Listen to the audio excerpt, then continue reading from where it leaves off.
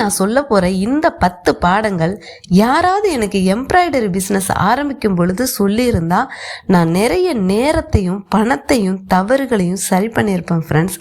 Orders வரலை, reach வரலை, customer கிடைக்கல அப்படின்னு நான் கவலைப்பட்ட நாட்கள் அதிகமாக இருக்குது ஃப்ரெண்ட்ஸ். ஆனால் ஒரு சில விஷயங்களை புரிஞ்சுக்கிட்ட பிறகு தான் என் பிஸ்னஸ் கொஞ்சம் கொஞ்சமாக மாற ஆரம்பித்தது. அதனால் இந்த வீடியோவில் நான் எம்ப்ராய்டரி பிஸ்னஸில் கற்றுக்கிட்ட ஒரு 10 பாடங்களை உங்களோட ஷேர் பண்ண போகிறேன்.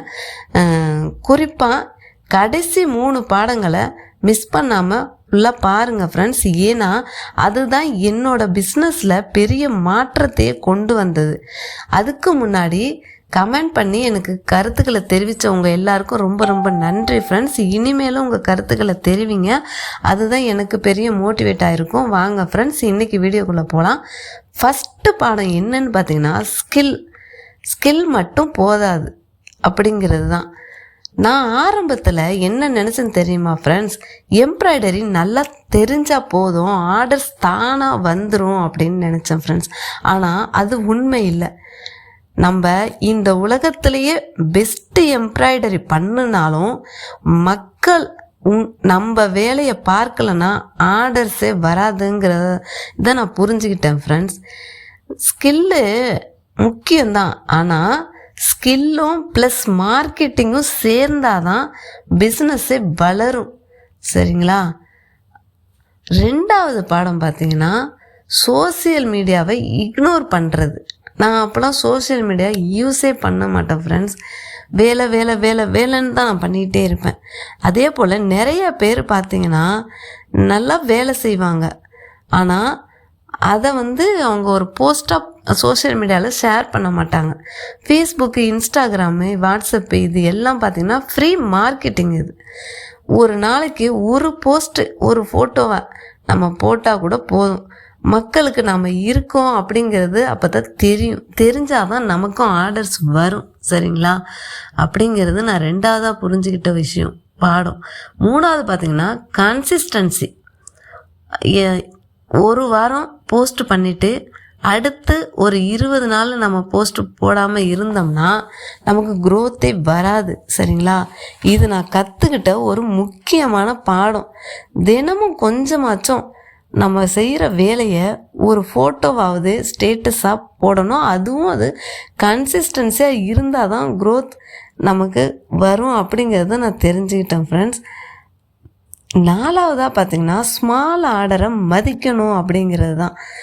அப்போல்லாம் பார்த்திங்கன்னா எனக்கு இப்போவுமே சரி, டேமேஜ் ட்ரெஸ்ஸில் ஆகிருக்கும் பாருங்கள், அந்த ஆர்டர்ஸ் நிறையா வரும். டேமேஜ் பார்த்திங்கன்னா அது எம்ப்ராய்டரியை போட்டு நம்ம சரி பண்ணிடலாம். அது சின்னதாக தானே இருக்குது, இதில் என்ன நமக்கு ப்ராஃபிட் கிடைக்க போகுது அப்படின்னு சொல்லிட்டு இக்னோர் பண்ணுவேன் ஆரம்பத்தில்.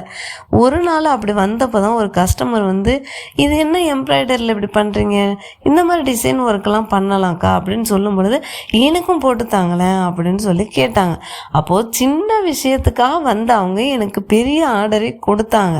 அதனால தான் நான் புரிஞ்சுக்கிட்டேன், சின்ன சின்ன ஆர்டர்ஸ் கூட நம்ம செய்ய மாட்டேன்னு சொல்லக்கூடாது. அது மூலமாக நமக்கு பெரிய பெரிய ஆர்டர்ஸ் வரும், எனக்கு வந்திருக்கு. அதனால் நான் இது 4வதாக கற்றுக்கிட்ட பாடமாக நான் நினைக்கிறேன் ஃப்ரெண்ட்ஸ். இது நமக்கு ஒவ்வொரு கஸ்டமரும் ரொம்ப முக்கியம். சரிங்களா? 5வது பார்த்திங்கன்னா கஸ்டமரோட ட்ரஸ்ட்டு தான் நமக்கு ரியல் அசெட். சரிங்களா? மிஷின் வாங்கலாம், மெட்டீரியல் வாங்கலாம், ஆனால் கஸ்டமரோட ட்ரஸ்ட்டை வாங்க முடியாது. ஒரு தடவை அவங்களுக்கு ட்ரஸ்ட்டு வந்துருச்சுன்னா நமக்கு ரிப்பீட் ஆர்டர்ஸ் வரும், ரெஃபரன்ஸ் ஆர்டர்ஸ் வரும், பிஸ்னஸ் ஸ்டேபிளாக இருக்கும் நமக்கு. சரிங்களா? 6வது பார்த்திங்கன்னா குவாலிட்டி நம்ம எப்போவுமே குறைச்சி கொடுக்கக்கூடாது. நம்ம எப்போவுமே குவாலிட்டி எப்போதும் போல் நம்ம குவாலிட்டியாக கொடுக்கணும். சில நேரம் பார்த்திங்கன்னா நமக்கு ப்ராஃபிட் அதிகமாக வரலன்னா நம்ம குவாலிட்டியை குறைச்சிருவோமா அப்படின்னு நமக்கு தோணும். ஆனால் அது பிஸ்னஸை லாங் டைமுக்கு கொண்டு போகாது, பாதிக்கும். கஸ்டமர் ஒரு தடவை ஏமாந்தால் திரும்ப வரவே மாட்டாங்க. அதனால் அவங்க நம்மக்கிட்ட காசு கம்மியாக கொடுத்தா கூட நம்ம வந்து குவாலிட்டி கம்மி பண்ணவே கூடாது, நம்ம குவாலிட்டியாக கொடுக்கணும். அப்போ தான் நெக்ஸ்ட் டைம் அவங்க இவ்வளோ நான் கம்மியான காசு தான் கொடுத்தேன், அவங்க இவ்வளோ குவாலிட்டியாக கொடுத்துருக்காங்க அப்படின்னு சொல்லிட்டு அடுத்த தடவை நம்ம எவ்வளோ அமௌண்ட்டு சொன்னாலும் அவங்க வந்து பேரம் பேச மாட்டாங்க. நம்ம குவாலிட்டியாகவும் கொடுப்போம், காசும் கம்மியாக தான் வாங்குவோம் அப்படிங்கிற ஒரு ட்ரஸ்ட் அவங்களுக்கு நம்ம மேலே வந்துடும். அதனால் குவாலிட்டியை எப்பவும் குறைக்கக்கூடாது. அடுத்து 7வது பார்த்திங்கன்னா, ப்ரைஸை வந்து நம்ம குறைச்சோம்னா க்ரோத்தை நம்ம ஆக முடியாதுங்கிறது தான். ஆரம்பத்தில் நானும் என்ன பண்ணுவேன்னா, இந்த டெய்லரிங்லேயும் சரி எம்ப்ராய்டரிலையும் அப்படி தான் பண்ணேன். எனக்கு அதில் நமக்கு சரியாக தெரியாதுங்கிறதுனால நான் என்ன பண்ணுவேன்னா, அமௌண்ட்டை குறைச்சி சொல்கிறது, அப்புறம் ஆர்டர்ஸ் ரிப்பீட் நமக்கு வரணுன்னு அமௌண்ட்டை குறைச்சி சொல்கிறது, இப்படியெல்லாம் பண்ணுவேன்னா கடைசியில் நான் ஒர்க்கை மட்டும்தான் பண்ணிகிட்ருப்பேன் ஒழிஞ்சு எனக்கு ப்ராஃபிட்டே இருக்காது. இது வந்து அப்புறம் எனக்கு புரிஞ்சுது, நம்ம ஒர்க்குக்குன்னு ஒரு வேல்யூ இருக்குது, அதுக்கு ஏற்ற ப்ரைஸை நம்ம சொல்ல கற்றுக்கணுங்கிறத நான் புரிஞ்சுக்கிட்டேன் ஃப்ரெண்ட்ஸ். சீப் ரேட் வந்து நமக்கு என்றைக்கும் சக்ஸஸ் கிடையாது, சரிங்களா? 8வது பார்த்திங்கன்னா, தொடர்ந்து நம்ம கற்றுக்கிட்டே இருக்கணும். இப்போ வந்து பார்த்திங்கன்னா ஃபேஷன் தினமும் மாறுது, டிசைனும் ஒவ்வொரு நாளைக்கு ஒவ்வொரு டிசைன் மாறிக்கிட்டே வருது, ட்ரெண்டிங் டிசைன் மாறிக்கிட்டே வருது. நாம் மட்டும் பழைய டிசைன்லேயே நின்றுக்கிட்டு இருந்தோம்னா எப்படி நமக்கு வந்து வளர்ச்சி அடைய முடியும்? நம்ம கஸ்டமர் வருவாங்க. அதனால் நியூ டிசைன் நமக்கு வேணும், நியூ டெக்னிக் தெரியணும், நியூ ட்ரெண்டிங் இதை நம்ம தெரிஞ்சு வச்சுக்கணும். இதையெல்லாம் கற்றுக்கிட்டே நம்ம இருக்கணும், சரிங்களா?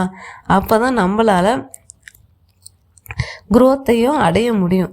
அடுத்தது பார்த்திங்கன்னா 9வதாக பார்த்திங்கன்னா, நம்ம வந்து கொஞ்சம் பொறுமையாக இருக்கணும். எதுக்கு சொல்கிறேன்னா, பொறுமை ரொம்ப பிஸ்னஸில் ரொம்ப முக்கியம். பிஸ்னஸ் ஆரம்பித்த அடுத்த வாரத்துலேயே நமக்கு வந்து சக்ஸஸ் வராது, சரிங்களா? இந்த பிஸ்னஸ்ன்னு இல்லை, எந்த பிஸ்னஸாக இருந்தாலும் சரி அடுத்த வாரத்துலேயே நமக்கு சக்ஸஸ் வந்துடாது. அதுக்குன்னு வந்து பார்த்திங்கன்னா சில நேரம் ஆர்டர்ஸ் வந்து ஸ்லோவாகும், ரீச்சும் குறையும். அப்புறம் வந்து பார்த்திங்கன்னா ஆனால் அதுக்காக நம்ம வந்து ஒர்க்கை விட்டுடக்கூடாது. கொஞ்சம் பொறுமையாக நம்ம இருந்தால் தான் பிஸ்னஸை வந்து நம்மளால் வளர்ச்சி அடைய பண்ண முடியும், சரிங்களா?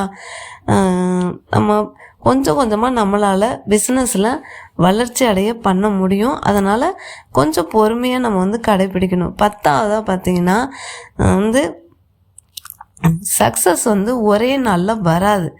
இதுதான் நான் கற்றுக்கிட்ட மிகப்பெரிய பாடம். இன்றைக்கி விதையை போட்டுட்டு நாளைக்கே மரம் எப்படி வரும்? நான் அப்படி தான் இன்றைக்கே மிஷினை வாங்கிட்டோம், நிறைய ஆர்டர்ஸ் வரணும் அப்படின்னு நினச்சிட்டேன். அப்படி வராது. அதே மாதிரி இன்றைக்கி நம்ம வந்து போஸ்ட்டு போட்டிருப்போம், இந்த ஒர்க்கை பண்ணியிருக்கோன்னு நான் சோசியல் மீடியாவில் ஷேர் பண்ணியிருப்போம். அடுத்தது நமக்கு அடுத்த நாளே ஆர்டர்ஸ் வரணும்னு நம்ம நினைக்கக்கூடாது, இல்லைங்களா? அதுக்குன்னு ஒரு டைம் தேவை. அது மட்டும் இல்லாமல் கன்சிஸ்டன்சியும் ஹார்ட் ஒர்க்கும் நம்பிக்கையும் நமக்கு ரொம்ப தேவை. இந்த நாளும் நம்மக்கிட்ட இருந்தால் தான் சக்ஸஸ் கண்டிப்பாக வரும் ஃப்ரெண்ட்ஸ். எம்ப்ராய்டரி பிஸ்னஸில் நான் கற்றுக்கிட்ட இந்த 10 பாடங்களும் உங்களுக்கு நான் இப்போ ஷேர் பண்ணியிருக்கேன். உங்களுக்கும் இந்த பிஸ்னஸில் வந்து இது கொஞ்சம் யூஸ்ஃபுல்லாக இருக்கும்னு நான் நினைக்கிறேன். ஏன்னா நம்ம ஸ்டூடெண்ட்டெல்லாம் கேட்டாங்க, நான் அதுக்காக தான் என்னோடய அனுபவத்தை ஷேர் பண்ணேன். உங்களுக்கு இந்த வீடியோ பிடிச்சிருந்துச்சுன்னா லைக் பண்ணுங்கள், ஷேர் பண்ணுங்கள், கமெண்ட் பண்ணுங்கள், பிகினருக்கு ஷேர் பண்ணுங்கள். அடுத்த நல்ல வீடியோவில் பார்க்கலாம்.